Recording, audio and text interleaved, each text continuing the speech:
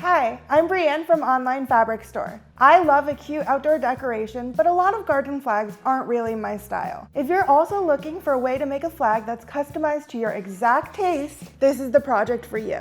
Follow along as we get started.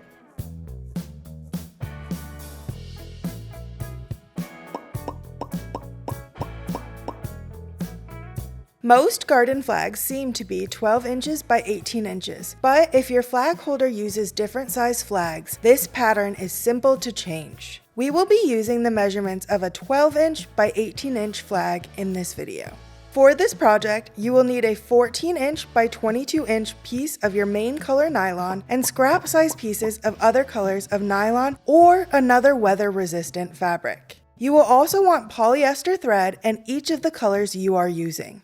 If your nylon is a little bit wrinkled, I prefer to steam it to get out the bumps rather than trying to iron it on low heat. The first step in making our flag is to finish the edges. I like to fold over the long edges 1/2 inch and then again 1/2 inch. Don't be afraid to take it out and refold it if it looks a little crooked. I use clips rather than pins to protect the fabric from holes and damage. Once you finish folding over your edges, make a narrow top stitch all the way down. Do the same on the other long side as well as the bottom of the flag.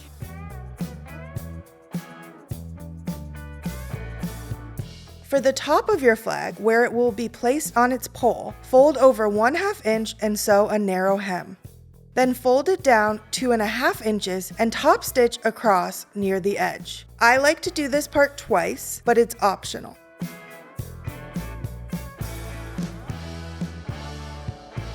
To decorate this flag, I'm freehanding some flowers, leaves, and stems. Feel free to make your own decorations, or you can use the pattern linked below to make flowers just like these. Now I will applique my decorations using a zigzag stitch. I like to set my zigzag length to 0.8 and my width to 3.5.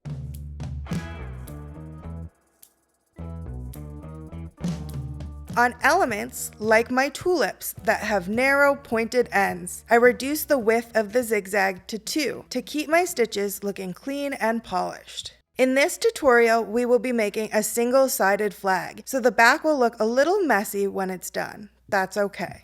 If left outdoors or washed, nylon can fray a little. Using a zigzag stitch will help avoid too much of this, but if you're really concerned, you can seal the edges of your appliques with a little bit of fray check. For your safety, I do not recommend burning the edges of your nylon. Once your applique is sewn on, it's best to tuck in the ends. I do this by inserting a needle into the front side of your flag, threading the end of your thread through the eye of the needle, and pulling it to the back of the flag. Once the end of the thread is on the back of the flag, I simply tuck it into the back of the zigzag stitches. Now your garden flag is good to go. Thank you for watching this OFS project. What are you putting on your custom garden flag? Let us know in the comments. See you next time.